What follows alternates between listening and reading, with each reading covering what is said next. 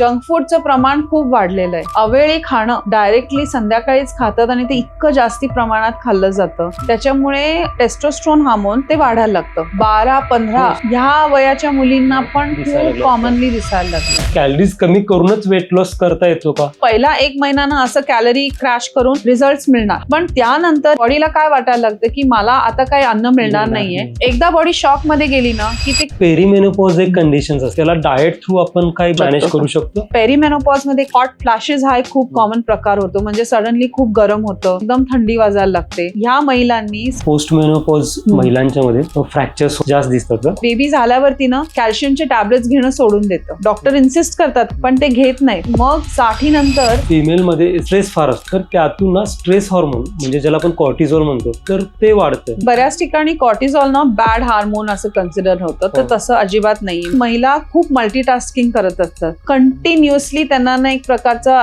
हळूहळू स्ट्रेस राहत असतो, जो ना ते सहन करत असतात. खूप दिवस पिरियड झालेले नसतात. आता लग्नानंतर स्पेसिफिकली हे जेव्हा जास्ती लक्षात येतं आणि जेव्हा ते फॅमिली प्लॅनिंगचा विचार करत असतात तेव्हा मग.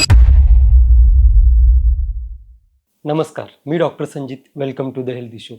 आज आपण गट हार्मोन ॲक्सेस या विज्ञानाबद्दल बोलणार आहोत. पचन संस्थेचे आरोग्य आणि हार्मोन्स यांचा थेट संबंध कसा असतो याबद्दल समजून घेणार आहोत. त्यासाठी आपल्यासोबत आहेत सुप्रसिद्ध आहार तज्ज्ञ Avanti Deshpande madam. PCOS, PCOD यांच्याकडे फक्त समस्या म्हणून न पाहता हे एक मेटाबॉलिक डिसऑर्डर्स आहेत, हे समजून घेतलं पाहिजे. फूड ॲज अ मेडिसिन म्हणजे अन्नालाच औषध बनवून फक्त वजन कमी न करता निरोगी आरोग्य कसं मिळवायचं याबद्दल खूप साऱ्या गप्पा होणार आहेत.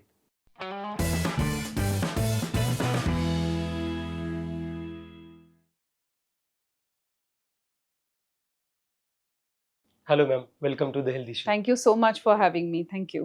फिमेल्समध्ये मग ते यंग असू देत किंवा ॲडल्ट असू देत, जो गोष्ट आजकाल दिसून येते तो म्हणजे त्यांच्यामध्ये PCOS किंवा PCOD असं याचं प्रमाण खूप दिसायला लागलं अलीकडे. आणि मग त्याच्यामुळं जे कॉम्प्लिकेशन्स पुढे होतात फर्दर, किंवा इनफॅक्ट जो त्यांना सिम्पटम्स दिसतात की बाबा मेन्स्ट्रुअल सायकल्स इरेग्युलर असतात किंवा मेन्सेसच्या वेळेला पेन्स भरपूर होतात, किंवा अननेसरी बॉडी वेट गेन होणं, किंवा फॅट आपण डिपॉझिशन वाढले असं म्हणतो, किंवा ऍक्ने वाढण्यात, ह्या सगळ्या गोष्टी पण होत आहेत. पण मग हे जे हार्मोनल इम्बॅलन्स आहे हे प्रमाण का वाढले आता अलीकडे? सो त्याचं ना कारण बेसिकली अर्बनायझेशन मी म्हणेन. म्हणजे काय की शहरीकरण आपण ज्याला म्हणतो ते, म्हणजे आपलं लाईफस्टाईल खूप सेडेंटरी झालेलं आहे. म्हणजे आपण बैठक कामच जास्ती करतो, हालचाल कमी झालेली आपली, गॅजेट्स एवढे आहेत. आता पटकन इकडनं तिकडे जायचं तरी आपण 2 व्हीलर वरती जातो. म्हणजे स्टेअर अप अँड डाऊन करायचे, पायऱ्या पण चढत नाही, लिफ्ट पटकन घेतो. तर हे जे आहे ते आपलं बैठक काम वाढलेलं आहे. आणि एक्सरसाइज त्या मानाने खूपच कमी होतोय. त्याचबरोबर काय होतं की जसं मी बोलले तशी झोप आपली व्यवस्थित कंप्लीट होत नाही. एक्सरसाइज कडे प्रत्येक जण लक्ष देतं असं नाही. म्हणजे वेळ नाही मिळाला म्हणून एक्सरसाइज ही पहिली गोष्ट आपण सोडून टाकतो. वेळ नाही म्हणून एक्सरसाइज करत नाही. पण एक्सरसाइज हा कॉम्प्लिकेटेड भाग नाहीच आहे. जरी तुम्ही दिवसभरात इकडून तिकडून जमा करून जरी 7 आणि 8,000 स्टेप्स कंप्लीट केले ना, तो पण मी व्यायाम कन्सिडर करते. म्हणजे इतकं सोपं आहे ते. पण ते थोडं कॉन्शियसली म्हणजे लक्ष देऊन थोडंसं केलं ना तर ते जमून जातं. मग काय होतंय, जंक फूडचं प्रमाण खूप वाढलेलं आहे. अवेळी खाणं ह्याचं पण प्रमाण खूप वाढलेलं आहे. म्हणजे ब्रेकफास्ट स्किप केलंय, लंच खूप एक्सेस झालेलं आहे, किंवा ब्रेकफास्ट लंच अजिबातच घेत नाही, डायरेक्टली संध्याकाळीच खातात आणि ते इतकं जास्ती प्रमाणात खाल्लं जातं. सो हे असं जे काय टोटल मिसमॅच व्हायला लागलंय त्याच्यामुळे PCOS हा प्रॉब्लेम सुरू झालाय. तर PCOS म्हणजे काय, तुमचं इस्ट्रोजन प्रोजेस्ट्रॉन जे हार्मोन असतं ते इम्बॅलन्स होऊन जातं. हे PCOD मध्ये होतं, म्हणजे पॉलिसिस्टिक ओव्हेरियन डिसीज आम्ही म्हणतो. आणि पॉलिसिस्टिक ओव्हेरियन सिंड्रोम म्हणजे काय, जेव्हा तुमचे हार्मोन्स इम्बॅलन्स व्हायला लागतात, इस्ट्रोजन प्रोजेस्ट्रॉन, मग तुमचं पिरियड्स इरेग्युलर व्हायला लागतात. वेळच्या वेळी दर महिन्याला येतातच असं नाही. मग त्याच्याबरोबर तुमचं इन्सुलिन रेझिस्टन्स वाढायला लागतं. म्हणजे काय, शरीर तर इन्सुलिन बनवतंय पण सेल्स ते इन्सुलिन म्हणजे सेल्स ते रिस्पॉन्ड नाही करत इन्सुलिनला. म्हणून जे तुमच्या सेल्समध्ये ग्लुकोज पटपट जायला पाहिजे ते जातच नाहीये. मग एक्सेस लेवल इन्सुलिन ब्लडमध्ये फिरत असतं. तर पहिले म्हणजे पिरियड्स इरेग्युलर व्हायला सुरुवात होते, तिथनं सुरुवात होते. मग ते जेव्हा वाढायला लागतं तेव्हा मग ते मी जसं बोलले तसे इन्सुलिन जे आहे ते आपल्या ब्लडमध्ये सर्क्युलेशन त्याचं वाढायला लागतं आणि इन्सुलिनचं सर्क्युलेशन वाढल्यामुळे टेस्टोस्टेरोन म्हणून एक हार्मोन आहे जो मेल डॉमिनंट हार्मोन आहे. म्हणजे पुरुषांमध्ये ह्या हार्मोनचं प्रमाण जास्ती महिलांमध्ये पण असतं पण खूप कमी प्रमाणात असतं ते. तर हे जेव्हा डिस्टर्ब व्हायला लागतं तेव्हा testosterone hormone mail dominating hormone ज्याला आम्ही म्हणतो ते वाढायला लागतं. ते वाढायला लागल्यावरती मग तुम्हाला ते जे काय मेल हार्मोन वाढल्याने जे दुष्परिणाम दिसायला लागतात ते दिसायला लागतात. म्हणजे काय, इथे केस यायला लागतात, पिरियड्स अजूनच पुढे इरेग्युलर व्हायला लागतात, मग ऍक्ने यायला लागते म्हणजे पिंपल्स यायला लागतात चेहऱ्यावरती, डोळ्याखाली डार्कनिंग होतं, इथे ना डार्कनिंग दिसायला लागतं. आणि सरप्राइझिंगली हे फक्त असं 30 वगैरे महिलांना नाही होत, हे चक्क 12-15 ह्या वयाच्या मुलींना पण खूप कॉमनली दिसायला लागलंय. म्हणजे मी तर माझ्याकडे तर किती केसेस येतात जे मुली आहेत छोट्या छोट्या त्यांना प्री डायबिटीज आहे. म्हणजे हे किती शॉकिंग आहे. मग ते कसं टॅकल करायचं, तर ते आहारातनं जमतं टॅकल करायला. म्हणजे आहार संतुलित करायचा पूर्णपणे. त्याचबरोबर तुमची जे काय मी गट हेल्थ बद्दल बोलले त्याच्यावरती आम्ही काम करतो. गट हेल्थ इम्प्रूव्ह करतो. आहारात असे बदल करतो की तुमचं बेसिकली बॉडीचं जे काय टॉक्सिन्स जमा झालेले असतात ते बाहेर फेकायला आम्ही ते आहारातनं, आणि पॉसिबल आहे, आहारातनं त्याला मदत करतो. तुमचं मेटाबॉलिझम बूस्ट करतो. म्हणजे काय, प्रोटीन आहारात वाढवतो, फॅट व्यवस्थित ठेवतो, कार्बोहायड्रेट्स थोडेसे प्रमाणात कमी करतो, एक्सरसाइजचं रेकमेंडेशन देतो आणि त्याचबरोबर ना बिहेवियर रिवायरिंग पण करतो. म्हणजे काय की तुमचं हॅबिट बिल्डिंग इम्पॉर्टंट आहे ना. जसं मी तुम्हाला बोलले चहाची सवय कशी मोडता येईल, असे थोडेसे जर तुम्ही काय काय गोष्टी केल्या तर चहाची सवय मोडता येते. तसं प्रत्येकाचं ना काहीतरी काय म्हणतात त्याला, काय काय पॉझिटिव्ह असतात, काय काय निगेटिव्ह. की तुम्ही म्हणाल मला ना अजिबातच व्यायाम करायला जमत नाही, तर मग त्याचा पर्याय काय दिला पाहिजे. सो हे ना छोट्या छोट्या छोट्या गोष्टी प्रत्येकाच्या आम्हाला अडजस्ट करायला लागतात. कारण की जे काय डाएट देऊ ना ते तुमच्या एक्झिस्टिंग लाईफस्टाईल मध्येच फिट झालं पाहिजे. आणि हे सगळं करून एक 3 महिन्यांनी रिव्हर्सल सुरू व्हायला आम्ही सुरुवात बघितलेली. खूप पॉझिटिव्ह केसेस आहेत.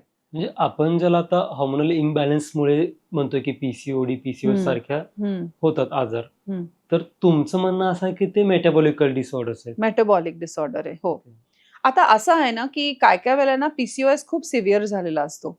म्हणजे अगदी खूप दिवस पिरियड झालेले नसतात, इनफर्टिलिटी दिसायला लागते. आता लग्नानंतर स्पेसिफिकली हे जेव्हा जास्ती लक्षात येतं आणि जेव्हा ते फॅमिली प्लॅनिंगचा विचार करत असतात तेव्हा मग त्यांना ते अर्जन्सी असते की पटकन वजन कमी केलं पाहिजे, कारण चान्स घ्यायचा असतो, प्रेग्नन्सी प्लॅन करायची असते. मग अशा वेळेला ना डॉक्टरची हेल्प म्हणजे गायनेकोलॉजिस्ट औषध पण देतात, न्यूट्रिशनिस्ट डाएट पण देतात आणि मग ह्या दोन्हीच्या मदतीने फर्टिलिटी इम्प्रूव्ह होते. आणि मग नॅचरल फर्टिलिटी जेव्हा तुमची इम्प्रूव्ह व्हायला लागते तेव्हा नॅचरल कन्सेप्शन पण होऊ शकतं.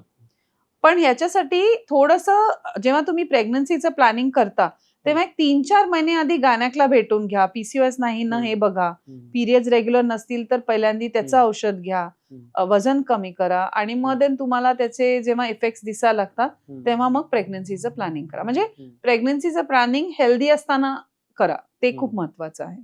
तुमचा जर डाएट बिघडला तर इतक्या साऱ्या गोष्टी बिघडू शकतात, आणि डाएट बरोबर झाला तर या सगळ्या गोष्टी रिव्हर्स होऊ शकतात. आणि तुम्ही जे काय खाताय ना त्याच्यातनच हे पॉसिबल आहे. असं नाही की अगदी काहीतरी फॅन्सी खाल्लं पाहिजे किंवा ना खूपच उपासमार केली पाहिजे. तसं तर आम्ही नाहीच रेकमेंड करत, नाहीच केलं पाहिजे तसं, कारण त्यांनी मग उलट दुष्परिणाम व्हायला लागतात. म्हणजे तुमच्या म्हणण्यानुसार असं समजू शकतं की फूड इज अ मेडिसिन, असं तुम्हाला food is medicine, lifestyle change is a medicine, very much. आणि प्रत्येक आजारावरतीच हे आहे. डॉक्टर्स पण आता खूप मान्य करायला लागलेत. म्हणजे त्यांना पण पटायला लागलंय की आहारातनं खूप बदल घडू शकतो. तर असे कितीतरी डॉक्टर्स आजकाल एनकरेज करतात पेशंट्सना की तुम्ही ना डायटिशियनला जाऊन भेटा. म्हणजे मला दिस इज खरं आता ना हा बदल मला दिसायला लागलाय आणि मला आवडतोय हा बदल. खूपच चांगला बदल आहे. म्हणजे डॉक्टर्सना स्वतःच रिअलाइज करतायत, स्वतः डॉक्टर्स येतात डाएट घ्यायला. म्हणजे हे पॉझिटिव्ह खूप दिसायला लागले आम्हाला. आणि मग जिथं गरज असेल तिथे मेडिकेशन होईल. Of course it's very much complimentary. Yes. मी तर असं म्हणणारच नाही की विदाउट मेडिसिनच. काय काय जे कॉम्प्लेक्स जिथे गरज केसेस आहे तिथे असतात ना, घ्यायलाच हवं. तिथे घ्यायलाच लागतं. नाहीतर ते रिव्हर्स, तर जसं आम्ही सप्लिमेंट्स पण देतोच ना, हो. औषधं तर काय काय वेळेला द्यावीच द्यावीच लागतात ना, लागतात. हो. पण मग ते जेव्हा रिव्हर्स व्हायला लागतं तेव्हा मग तुम्ही औषधं हळूहळू कमी करू शकता. हो, ते पॉसिबल आहे. तो मगाचा जो आपला होता की फूड इज अ मेडिसिन जसं तुम्ही मानता, तर असं काय तुम्ही सांगू शकता की बाबा एखाद्या 5 गोष्टी 10 गोष्टी ह्या प्रत्येक घरात असल्याच पाहिजेत आणि मग ते प्रत्येक फॅमिलीने फॉलो केलं पाहिजे, म्हणजे जेव्हा आपण फूडला मेडिसिन म्हणून बघू असं हा, म्हणजे तुमच्या किचन मध्ये काय असलं पाहिजे असं विचारताय? तर जेव्हा तुम्हाला हेल्दी इटिंग अशी तुमची लाईफस्टाईल जर बनवायची असेल ना, तर पहिले हे बघायचं की तुमची ना पॅन्ट्री क्लीन असेल. म्हणजे काय, out of site out of mind आम्ही हे एक कन्सिडर करतो. म्हणजे काय, जर तुमच्या समोर जर तुमच्या पॅन्ट्रीमध्ये किंवा तुमच्या कपाटामध्ये, फूडच्या कपाटामध्ये जर चिवडा असेल किंवा जर फ्राईड आयटम असेल, तर तुम्ही ते कधीतरी घेऊन खाणारच. पण तेच तुम्ही जर काहीतरी दुसऱ्या गोष्टीने रिप्लेस केलं, म्हणजे घरी बनवलेला चिवडा झाला किंवा आजकाल खूप हेल्दी स्नॅक्स मिळायला लागले, किंवा ना चक्क तुम्ही ड्रायफ्रुट्स ठेवायला लागा त्याच्यामध्ये, किंवा टेबल वरती मुद्दामून तुम्ही फळं ठेवायला लागा, म्हणजे मुलं येता जाता फळं उचलतील.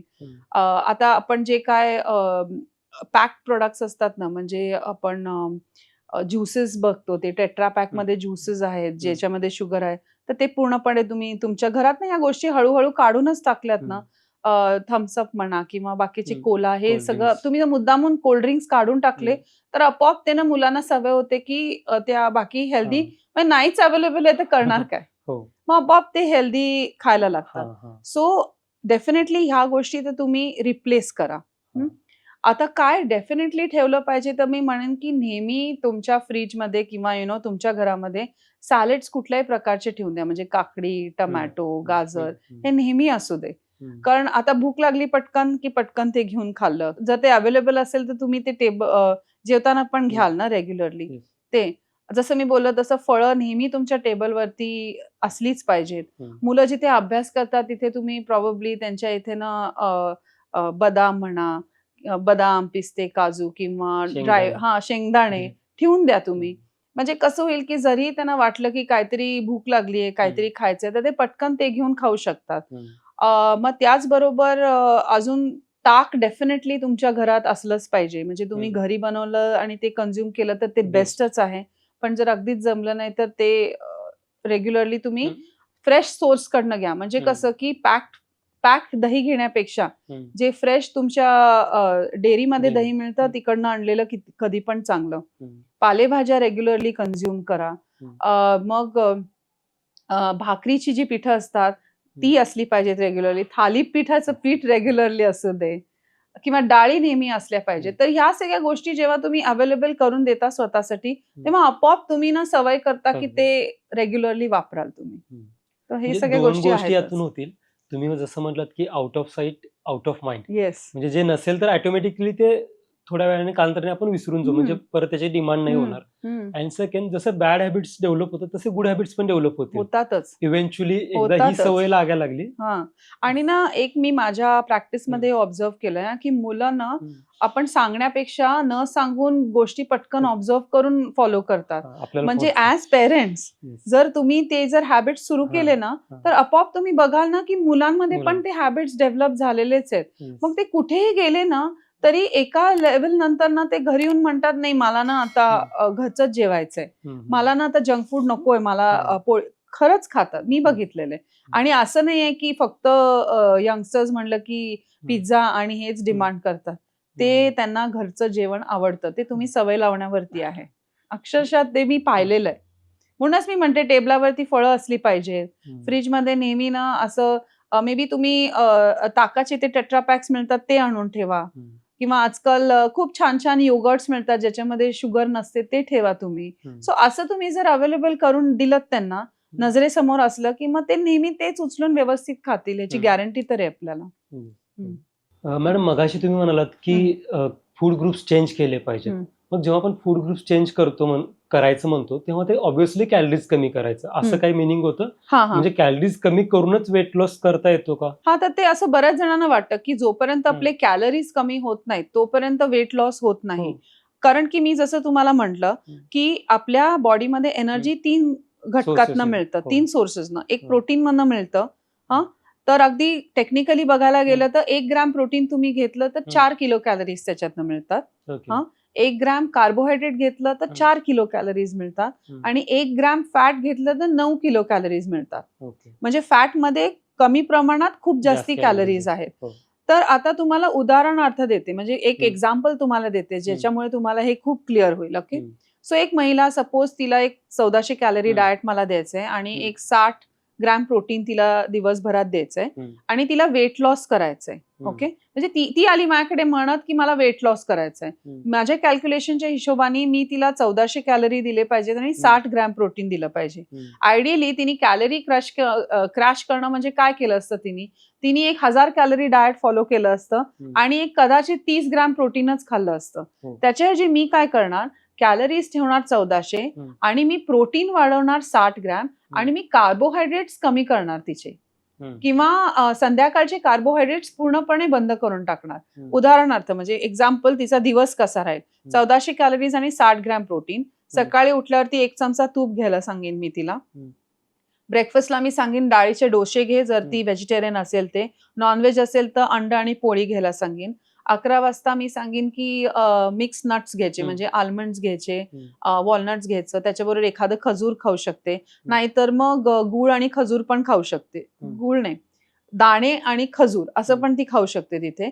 ते एक छोटासा स्नॅक होऊन जाईल. लंच मध्ये तिने अख्खी प्लेटमध्ये एक प्लेटचा जर अर्धा भाग पकडला तर त्याच्यातला 1/4 भाग आहे ते सॅलड घ्यायचं. म्हणजे 1 वाटी सॅलड घ्यायचं, 1 वाटी भाजी घ्यायची, 1 वाटी भरून ती डाळ घेऊ शकते आणि जी चपाती ती आधी 2 चपात्या खात होती त्याच्याऐवजी तिला आता 1 चपातीच बस होईल, कारण तिने हे प्रमाण बाकीचं वाढवलेलं आहे. आणि त्याचबरोबर थोड्या वेळाने ती 1 ग्लासभर ताक घेऊ शकते. इथपर्यंत जर तिने कन्झ्युम केलं तर तिला आपोआप एक 50 ग्रॅम प्रोटीन इथेच तिला मिळून जातं. त्याचबरोबर मग चहाच्या वेळेला ती काहीतरी एक कदाचित ती नट्स खाऊ शकते तिथे हवंय तर, किंवा तिला हवंय तर ती एखादं डाळीचा डोसा तिथे खाऊ शकते. अगदीच काहीच जमत नसेल तर नुसते चणे आणि फुटाणे सुद्धा ती घेऊन तिथे खाऊ शकते. आणि मग डिनरला ती काय करू शकते, सॅलड घ्यायचं भरपूर, त्याचबरोबर तिचं व्हेज असेल तर पनीर खायचं तिथे, किंवा जर नॉनव्हेज असेल तर ती चिकन खाऊ शकते तिथे. आणि मग तिथे ती पूर्णपणे कार्ब्स काढले तरी तिने चालेल. अशा रीत्या जर तिचं डाएट ठेवलं तर तिचे कॅलरीज मी व्यवस्थित ठेवते 1400, प्रोटीन हायर साईडला केलंय आणि कार्बोहायड्रेट्स कमी केलेत. मग अशा ठिकाणी मला वेट लॉस तर दिसणारच. आणि त्याचबरोबर मी इन्सिस्ट करणार की एक 30 मिनिटं तरी रोज व्यायाम केलाच पाहिजे. सो असं जर तुम्ही वेट लॉस केलं तर तुमचं हे जे काय रिझल्ट येतील ते जास्ती बेटर येतील, कारण तुमचे एनर्जी लेवल्स मेंटेन राहतील, तुमचं कॅलरीज सडनली कमी होणार नाही, म्हणून बॉडी कुठेही अशी सरप्राईज होणार नाही किंवा शॉक होणार नाही. एकदा बॉडी शॉक मध्ये गेली ना की ते कॅलरीज सोडत नाही, म्हणजे ते जे काय फॅट आहे ना ते सोडत नाही, मग ते फॅट धरून ठेवतं. कारण बॉडीला काय वाटायला लागतं की मला आता काही अन्न मिळणार नाहीये, म्हणजे बॉडीचं मेटाबॉलिझम कमी व्हायला लागतं. पण मी जर हे डाएट अशा रीत्या चेंज केलं जिथे मी कॅलरीज तर नाही कमी केलेल्या पण फूड ग्रुप्स चेंज केलेले, प्रोटीन हायर साईडला ठेवले, फायबर हायर साईडला, गुड फॅट्स दिलेत आणि कार्बोहायड्रेट्स कमी केलेत. सो तिचं इफेक्ट पण तिला व्यवस्थित दिसेल, तिची बॉडी, तिचे मसल्स पण वाढायला लागतील, फॅट कमी व्हायला लागेल आणि तिचं ओव्हरऑल हेल्थ रिझल्ट आपल्याला जास्त चांगला दिसायला लागेल. सो हा फरक आहे नुसतं कॅलरी कमी करण्यामध्ये आणि फूड ग्रुप्स चेंज करण्यामध्ये. सो आमचं डाएटचं प्रिन्सिपल हेच असतं युजली. म्हणजे तुम्ही म्हणता ते अगदीच योग्य आहे, कारण त्यामुळेच काही महिलांच्या किंवा पुरुषांच्या मध्ये जे डाएट फॉलो करतात की हा प्रॉब्लेम दिसतो की डाएट कमी केलं तरी का वेट कमी होत नाही, कारण मग बॉडी त्या सर्व्हायवल मोडवर जाते की बॉडी म्हणते की मला काही मिळणार नाही, मी स्टोअर करायला लागतो. आणि मी जसं म्हणलं ना तसं तुम्हाला पहिला 1 महिना ना असं कॅलरी क्रॅश करून रिझल्ट मिळणार, कारण की सडनली तुम्ही सगळंच आहार बदललेला आहे, बॉडीचं वॉटर पण निघून जाते, सगळं एव्हरीथिंग पॉसिबल इज हॅपनिंग, म्हणून आपल्याला रिझल्ट तर मिळणार आहेत. पण त्यानंतर एका पॉइंट नंतर प्लॅटो व्हायला लागतो, म्हणजे काय की वेट लॉस आपल्याला दिसत नाही. मग एकदा ते झालं ना मग तुम्ही कितीही प्रयत्न करा ना, मग देन द बॉडी स्टबन, मग कितीही प्रयत्न करून सुद्धा ते मग 4 महिने काही वेट लॉस होत नाही. पण हे जर असं उलट केलं ना तर दर खेपेला दर 15 दिवसांनी रिझल्ट दिसायला लागतो. आणि एक तर तुम्हाला पॉझिटिव्ह पण खूप वाटायला लागतं ना, कारण की तुमचं नरिशमेंट होत असतं, वेट लॉस पण होत असतं, बॉडी इमेज चेंज होत असते. सो अशा रीत्या वेट लॉस केलं की सक्सेसफुल वेट लॉस मी कन्सिडर करेन. आता आपण मगाशी ना यंग मुलींच्याबद्दल, स्टुडंट्स ज्या तो एज ग्रुप असतो त्यांच्याबद्दल बोललो, वर्किंग वुमन किंवा हाऊस वाईफ असतात त्यांच्याबद्दल बोललो. पण पेरिमेनोपॉज एक कंडिशन्स असते किंवा ज्यांचं आता बाबा मेन्सेस जाणार आहेत अशा स्त्रियांच्यामध्ये, तेव्हा पण वेगळंच काहीतरी त्यांचं म्हणजे त्यांचं फिजिकल मेंटल वेगळे चेंजेस दिसतात त्यांच्यामध्ये. मग ती कॉन्सेप्ट काय आणि त्याला डाएट थ्रू आपण काय बऱ्यापैकी हे मॅनेज करू शकतो?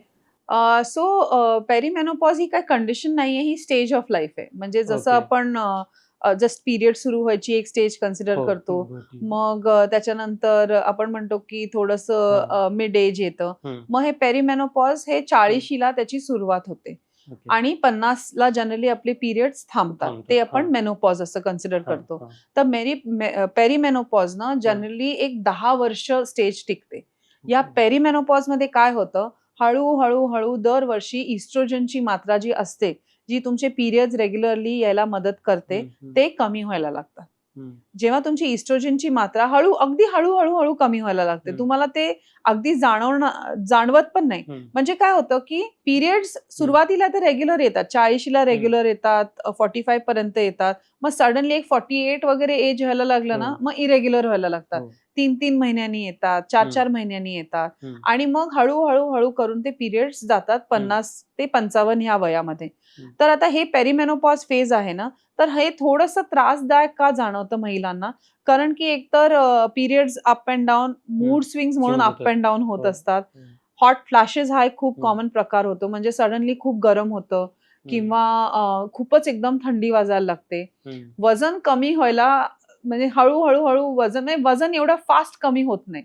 जितकं आधी इझिली व्हायचं तितकं वजन कमी होत नाही. इनफॅक्ट हळूहळू वजन वाढायला लागतं, कारण की तुमचं मेटाबॉलिझम चेंज व्हायला लागतं. तर आपोआप हे शरीरामध्ये बदल व्हायला लागतात, कारण तुमचं शरीर तुम्हाला मेनोपॉज साठी तयार करत असतं.